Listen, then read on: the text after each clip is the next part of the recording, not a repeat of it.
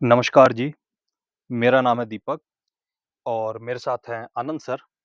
तो हम लोग आनंद सर की लाइफ स्टोरी पे एक सीरीज़ बना रहे हैं और ये वीडियो उस सीरीज़ का 18th पार्ट है। तो अब तक हमने कुछ एक्सपीरियंसेस जो सर को हुए, कुछ लोग उसे मिस्टिकल एक्सपीरियंस बोल सकते हैं, चाहे स्पिरिचुअल एक्सपीरियंसेस, तो उनके बारे में हमने अब तक डिस्कशन करी। तो मैं उसी को आगे कंटिन्यू करूँगा। तो सर जैसा मैंने अ, कुछ लोगों के बारे में पढ़ा, सुना, तो मैंने ये देखा कि ऐसे कुछ लोग थे जिन्हें कभी ये एक्सपीरियंस हुआ और उसके बाद भी वो इस अनुभव को चेज़ कर रहे थे हुँ, कि काश ये फिर से हो जाए। हुँ, और मतलब उसके बाद अगर उनकी कोई पहले एज़ सच स्पिरिचुअल यात्रा नहीं भी थी हुँ, या मेडिटेशन वगैरह नहीं करते थे या हुँ, किसी भी तरीके की क्रिया नहीं करते थे, हुँ, अब वो करने लगे।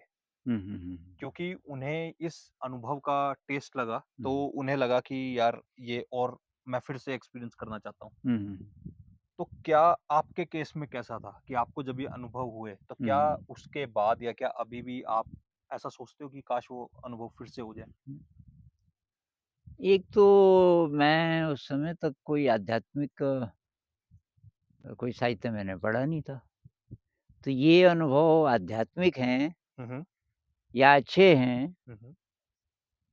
ये मेरे मन में आए नहीं। हुँ, हुँ। ये तो अचानक जैसे कुछ हो जाए, हुँ। कोई एक्सीडेंट टाइप का, हुँ, हुँ। कोई अचानक आपको कोई नई चीज़ दिख गई। हुँ। अब आप कोई कैटेगरी में नहीं रख रहे कि ये अच्छा है, ये फिर दिखना चाहिए, वो मेरा नहीं था। छुपाने का ज़रूर था क्योंकि मैंने एक दोस्त को बताया तो उसने बोला कि मैं साइकियाट्रिस्ट के पास ले जाता हूँ। तो मैंने कहा यार ये बताना डेंजरस है इनको। तो मतलब ये नए प्रकार के तो थे, लेकिन ये मेरे मन में कभी नहीं आया कि ये दोबारा होने चाहिए या ये आध्यात्मिक हैं, ये मुझे बहुत बाद में पता चला जब मैंने जे कृष्णमूर्ति's नोटबुक पढ़ी। उसमें कुछ-कुछ सिमिलर एक्सपीरियंसेस मैंने देखे और वो भी भूल जाते थे हुँ। बीच-बीच में। मतलब उससे मुझे ये पता चला कि ये कोई डिसऑर्डर नहीं था, पता तो मुझे पहले भी था, पर एक सबूत मिल गया और दूसरा कि ये उस श्रेणी के अनुभव थे मिस्टिकल पर अब तो बहुत साल गुज़र चुके थे। तो मैंने कभी चेज़ नहीं किया इनको और कोई विशेष वैल्यू भी नहीं दी। लेकिन स्ट्रेंज थे मतलब बहुत अलग प्रकार के वो अनुभव थे, लेकिन वो अच्छे थे और होने चाहिए, ये मेरे दिमाग में नहीं आए कभी। तो सर जैसे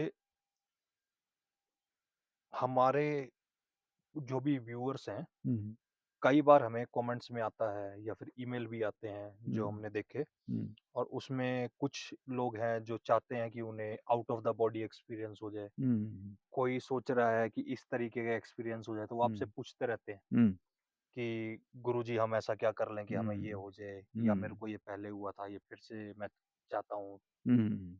तो आपको क्या लगता है कि आप उन लोगों को क्या कहना चाहेंगे? ये बेकार के चक्कर में पड़े हैं। जो जेन्युइन साधक है, उसको ये किसी चीज़ की ज़रूरत नहीं है और इनसे कोई विशेष फ़ायदा होता हो, ये भी ज़रूरी नहीं। ये ज़रूर हो सकता है कि वो फालतू की चीज़ों में फँस जाएँ, उनका दिमाग फिर वही सोचता रहे। किसी चीज़ की ज़रूरत नहीं है, आप साधना कीजिए और आगे बढ़िए। आउट ऑफ बॉडी और ये और वो ये सब न्यू एज फैशन है एक प्रकार का। आजकल ना बहुत जब से ड्रग्स वग़ैरह आए और ये नए-नए प्रकार के अनुभव तो ये एंटरटेनमेंट हो गया। तो ये ड्रग की श्रेणी की डिज़ायर्स हैं मेरे ख़्याल से। आउट ऑफ बॉडी वही काहे के लिए चाहिए आपको आउट ऑफ बॉडी?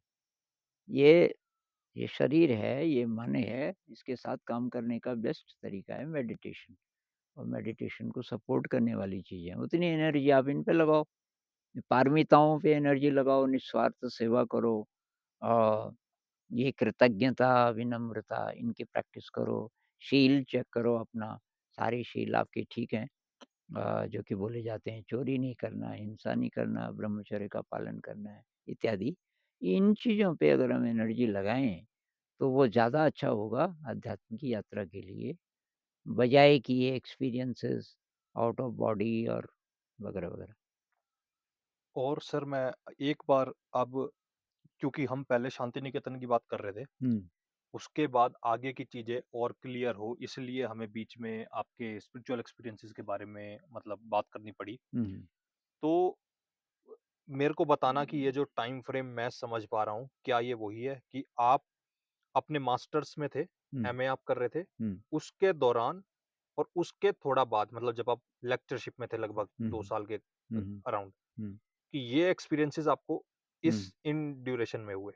शायद शांति निकेतन तक। अच्छा। हाँ, शांति निकेतन क्योंकि 85 में मैं शांति निकेतन गया हुँ। और तो मेरे ख़्याल से तो 80-81 से लेके लगभग 85 85 तक जाते-जाते मुझे लूसिड ड्रीम्स ज़्यादा होने लगे, अच्छा, बहुत अच्छा, डीप। अच्छा। हो सकता है कि वो लूसिड ड्रीम इतने जो गहरे हुए वहाँ तक पहुँचने में कुछ इन एक्सपीरियंसेस का हाथ रहा हो पता नहीं। हुँ। क्योंकि ध्यान तो मैं करता नहीं था हुँ, हुँ, हुँ। अभी तक मुझे ध्यान का पता नहीं चला हुँ, था, हुँ, ये हुँ। बैठ के जो करते हैं। हुँ। पर मैंने कुछ-कुछ चीज़ें पढ़ ली थी कृष्णमूर्ति जी की भी। मुझे एक चीज़ पता चली थी कि अगर मन खाली हो जाए, उसमें कोई थॉट ना हो, ये कृष्ण जी भी बोलते हैं कि ऑब्ज़र्विंग विदाउट थिंकिंग वगैरह-वगैरह।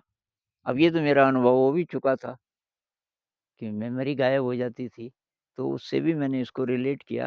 तो वो जो अनुभव मेरे को हुए, उनका हो सकता है कहीं लूसिड ड्रीम में कोई योगदान रहा हो या ना रहा हो, कहना मुश्किल है।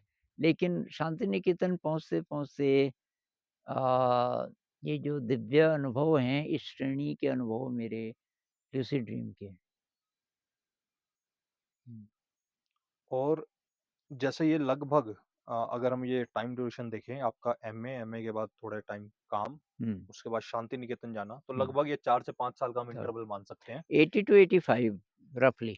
और इन 4 से 5 साल के बाद आपको जे कृष्णमूर्तिज़ नोटबुक मिली, हाँ, हाँ। ठीक है? तो हुँ, ये जो 4-5 साल थे, हुँ, ये नेविगेट करना आपके लिए कैसा था? क्योंकि अगर आपको ये सब हो रहा था, आप किसी से शेयर भी नहीं कर पा रहे थे। हुँ, तो ये टाइम कैसा था कि जब आपको होता हो मान लो अगर ये अनुभव हुआ, हुँ, अब ना मेरे को समझ है इस चीज़ की हुँ, कि मेरे को क्या हो रहा है और हुँ, ना मैं इसके बारे में किसी से बात कर हुँ, सकता हूँ। हुँ, हुँ। तो ये टाइम नेविगेट करना कैसा था आपके लिए? उस ये जो अनुभव हैं, ये तो मैं तुरंत भूल भी जाता था, साइड कर देता था। ये मेरे दिमाग में नहीं रहते थे कि आजकल ऐसा हो रहा है। अच्छा। वो तो कोई हुआ, मान लीजिए कल हुआ कोई और चला गया। बस अब मुझे उसकी उसकी याद नहीं रहती थी, वो तो गायब हो गया। लेकिन एक हाई एनर्जी का समय था वो। मैं मत पता नहीं किस एनर्जी के किस हाइट पे था और मैंने दुनिया तो रिजेक्ट कर दी थी। कुछ-कुछ पहले से भी था। मेरा कुछ-कुछ तो बचपन से भी था ये वैराग्य का। लेकिन अब मैंने लिटरली मतलब सब चीज़ें मेरे को दिखने लग गई थी बिल्कुल क्लियर। क्योंकि जब मैं लेक्चरर बना नया-नया तो कुछ समय बहुत टेंस रहा कि जैसे इसको मेंटेन करना है। तो वैसे कपड़े होने चाहिए और मैंने कहा यार छोड़ इसको। ये तो ये हो सकता है कि इन अनुभवों ने थोड़ा और मदद की हो और ये जो हाई एनर्जी का टाइम था तो उस हाई एनर्जी के एंगल से जब मैं देखता था, तो मुझे सब बेकार लगे। लेकिन वहाँ रहना भी बेकार लगे और मुझे लगे मुझे कहीं जाना है, बहुत छटपटाहट कहीं जाना है और फिर मैं रुक जाऊँ कि जहाँ भी जाऊँगा दुनिया ही ऐसी तो होगी। तो तब वो गीतांजलि पढ़ी मैंने और मुझे लगा शांति निकेतन अलग जगह होगी और वो मेरे लिए अलग जगह साबित हुई भी। तो वो टाइम ऐसा था कि मैं किसी और दुनिया का हूँ, ऐसा कह लीजिए। ये दुनिया मेरे काम की नहीं है। ये समाज, ये सभ्यता अ, इसकी सारी थिंकिंग, यहाँ का लाइफ़स्टाइल ये सब मेरे काम का नहीं है और मुझे कोई दूसरी दुनिया की तलाश थी जहाँ लोग प्रेम से रहते हों, जहाँ ये सब कुछ हो, ज्ञान-विज्ञान हो, टेक्नोलॉजी हो, ये सब हो। लेकिन ये फालतू की चीज़ें ना हों, ये लड़ाई-झगड़ा वगैरह-वगैरह, मारा-मारी, प्रेशर, ये लेक्चररशिप वगैरह मुझे लगता है था कि ये डिग्रेडेड ह्यूमैनिटी के इंस्टीट्यूशंस हैं। ये जिस तरीके के कॉलेजेस हैं अभी, जहाँ मैं भी था, मैंने कहा ये इंसान को थोड़ा-सा नीचे करके और तभी वो फिट हो सकता है इसमें। और उन्हें नीचे ही रहना पड़ेगा तभी वो फिट हाँ, होंगे, सही बात। तो मुझे हैरानी होती थी लोग कैसे जी लेते हैं कि ये लेक्चरर हैं, कितने साल हो गए 20 यहीं कि हाँ, रोज़, रोज़, रोज़ उस दलदल में। अब उनको दलदल दिखती नहीं, उनको दिखती है सैलरी और ये क्यों इन चीज़ों की वैल्यू उनको ज़्यादा दिखती है ये भगवान। तो मैं समझ गया था कि ये कुछ मेजर गड़बड़ है पूरी ह्यूमैनिटी में शायद, कुछ मेजर गड़बड़ है और मैं तो इसमें नहीं रहूँगा, बिल्कुल नहीं। तो ऐसा वाला था, एकदम हाई और मुझे तलाश थी किसी ऐसी जगह की, ऐसे समाज की, ऐसे लोगों की, जिनको मैं इंसान की तरह एक्सेप्ट कर सकूँ। जैसा उस टाइम आपको लगता था कि शायद ये मेरी जगह नहीं है, मेरे को कहीं और जाना है। हुँ। क्या अभी भी ऐसा लगता है कुछ? अ, अब और जाना है तो नहीं, यहाँ ये हुआ कि ये जैसी भी है दुनिया, थोड़ा यहाँ क्रिएट करें उसको, मेरा एंगल थोड़ा बदला। हुँ। तो डीप डाउन मेरा वो रहता है कि क्या पता कोई और प्लैनेट है, क्या पता मैं वहाँ था कभी, क्योंकि ये इतना क्यों होता है मुझे? लेकिन तो उस एंगल बदला जब से ये मेरे मन में आया कि सेवा तो मैंने की नहीं। ध्यान भी कर रहा था मैं काफ़ी सालों से, पर फिर मैंने कहा ये पारमिता जब बोलते हैं तो उसमें सेवा भी बोलते हैं, तो सेवा तो मैंने की नहीं कभी। तो यहाँ तब मुझे ये लगा कि थोड़ा-सा खूबसूरती क्या हम क्रिएट कर सकते हैं? जिस समाज की हम बात करते हैं, तो वो उतना सुंदर तो ना सही, क्योंकि हम तो अभी विकृत हैं, लेकिन हम जैसे भी हैं अपने आप को भी सुधारते हुए और थोड़ा शुरुआत क्या कर सकते हैं? यहाँ मेरा एंगल ये रहा और धीरे-धीरे, धीरे धीरे मैंने देखा कि अ, कुछ-कुछ चीज़ें हो रही हैं। जैसे मेरी साधना रुक नहीं रही है, मेरी साधना हो ही रही है। लोग साधना को किसी न किसी लेवल पे एक्सेप्ट कर ही रहे हैं, इसके विरोध में नहीं है, जो सबसे क्लोज़ हैं। तो एक लक्ष्मण रेखा सी बन गई इन सब लोगों के कारण, जिसके अंदर मैं सुरक्षित हूँ। बाहर की दुनिया तो वैसी ही है, हमारी जो इमीडिएट जो नेबर्स हैं, आस-पास जो गाँव हैं और ये सब, लेकिन ये तब डिस्टर्ब नहीं कर सकते, इस लक्ष्मण रेखा के कारण क्योंकि ये लोग सँभाल लेते हैं सारी चीज़ें। अभी जैसे आपने बोला कि साधना तो यहाँ मेरी हो ही रही है, हुँ। तो क्या ये साधना का मतलब ग्रोथ है? हुँ। क्या आप ग्रोथ से कहना चाह रहे हैं? हाँ, साधना का मतलब है कि आप अपनी विकृतियों के साथ काम कर रहे हैं, अपने गुस्से के साथ, नेगेटिव इमोशन के साथ, अटैचमेंट्स के साथ, दुनिया के साथ जो होता है। क्या आपको दुनिया में अपना फ्यूचर दिख रहा है अभी भी? कि मुझे ज़रा सम्मान मिल जाता, थोड़ा और ये होता, सहूलियत होती और पैसे होते तो अच्छा होता। ऐसी डिज़ायर आती है क्या? तो जितना-जितना आती है मतलब उतना-उतना आप अटैच्ड हो, तो इसके साथ काम करो। क्योंकि यहाँ जहाँ मैं रह रहा हूँ तो बेसिक नेसेसिटी सब पूरी हो रही है। तो आइडियली ज़ीरो डिज़ायर होनी चाहिए, एकदम ज़ीरो। तो इस दिशा में काम करने का मुझे तो बहुत ज़्यादा मौका मिला यहाँ और अपने को जाँचने का। अ, क्योंकि अपॉर्च्युनिटी जैसे आती है कि 2 चीज़ें हैं, या तो आप पैसा बहुत कमा सकते हो और तब आप ये साधना ज़रा पीछे रह सकती है। स्कूल के लिए जो कर रहे हो थोड़ा पीछे रह सकता है। दूसरा ऑप्शन ये है कि आप इसी पे ध्यान दो, साधना पे और उस पे, तब ये पैसा नहीं कमा पाओगे। ऐसी अपॉर्च्युनिटीज़ आई। तो पैसा अपने लिए नहीं पर स्कूल के लिए सही, तो वहाँ भी मैंने रिजेक्ट किया। मैंने कहा ना, चाहे उसकी स्कूल के लिए ही है, लेकिन मेरी साधना के लिए अच्छा नहीं है। क्योंकि मुझे कुछ-कुछ ऐसा करना पड़ेगा इस पैसे के लिए जिसमें कि फ़र्क पड़ेगा, तो मैं वो नहीं करूँगा। ये चीज़ मैं एक बार यहाँ क्लियर करना चाहूँगा। जैसे कई वीडियोज़ में या जब-जब हमारे शिविर लगते हैं, हुँ, तो जब हम कुछ भी कंट्रीब्यूशन माँगते हैं हुँ। उसमें कि शिविर का ये चार्ज है, तो लोग सोच सकते हैं कि हाँ भाई ये चार्ज कर रहे हैं ऐसा-ऐसा, और जब-जब सर बोलते हैं कि ये स्कूल के लिए करना पड़ता है, तो मैं बस ये थोड़ा-सा, वैसे ये इस सीरीज़ से का लिए इतना इम्पोर्टेंट मे बी ना हो, पर मैं बताना चाहूँगा जैसे स्कूल में अगर 70 बच्चे हैं ऑन एन एवरेज, तो ये चीज़ मुझे भी यहाँ आके पता लगी कि हम हर किसी से बस ₹100 फीस लेते हैं महीने की। तो तो सब नहीं देते, तो सब नहीं देते। उसमें भी सब नहीं देते।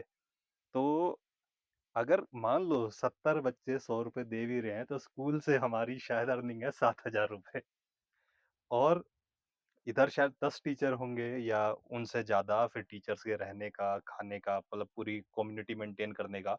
इवन स्कूल में भी जो मेंटेनेंस है, बहुत सारी चीज़ें हैं। मैंने देखा है कि कहीं-कहीं हमारे स्कूल में कुछ-कुछ बच्चों को कॉपी किताब भी ऐसे हुँ, मुफ़्त दी जाती है कि जो लोग अफ़ोर्ड नहीं कर पा रहे। तो ये जो भी पैसा है, ये फंडिंग इन तरीकों से आती है। तो जब-जब सर ने बताया कि मेरे को कुछ ऐसे मौके मिले, जहाँ पैसा कमाया जा सकता था, तो जैसे सर को कुछ वर्क अपॉर्च्युनिटीज़ मिलती थी कि एज़ अ टीचर ट्रेनर, कि ये हुँ, टीचर्स को ट्रेनिंग हुँ, देते थे। हुँ, तो हुँ, उस तरीके से फंड्स आते थे स्कूल में। तो इस कन्वर्सेशन में भी शायद हम अब आगे जब बढ़ेंगे, तो आएँगे। और अभी तक हमने कवर करा सर के स्पिरिचुअल एक्सपीरियंसेस के बारे में। और हुँ, मैं, जैसे जो मूजी जी हैं, मूजी जी एक बात बोलते हैं कि मूजी जी के जो गुरु थे, वो पूंजा जी के गुरु रमना महर्षि। तो मूजी जी ने पूंजा जी को देखा था, रमना को वो नहीं देख पाए थे।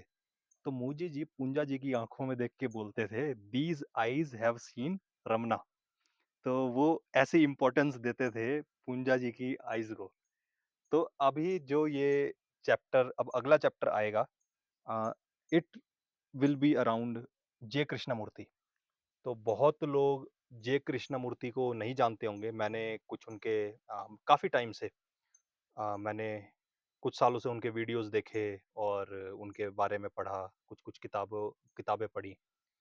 तो मैं अब सर के साथ बैठता हूँ, तो मैं ये देखता हूँ कि हाँ, दीज़ आइज़ हैव सीन हुँ, हुँ, कृष्णमूर्ति। और ऐसे ही मैं एक सन्यासी से मिला था, वो मुझी से मिले थे। हुँ, तो मैं उन्हें देख के मैं बहुत भावुक हो गया था कि यार, ये मुझी से हुँ, मिले हैं, ऐसा-ऐसा। तो मुझे औरों का नहीं पता, पर ये मेरे प्रोसेस में, मेरी यात्रा में, ये सीरीज़ बहुत हेल्प कर रही है कि मैं सर के साथ बैठने का मेरे को मौका मिल रहा है। मतलब ये सब कुछ बिल्कुल स्पॉन्टेनियस हुआ है। मैं कभी सोच भी नहीं सकता था कि मेरी लाइफ़ में ऐसा-ऐसा, मतलब ऐसी-ऐसी चीज़ें होंगी, और मैं इन सब के लिए बहुत ग्रेटफुल हूँ। तो सर, थैंक यू इस वीडियो के लिए भी, हुँ। और just thank you for everything.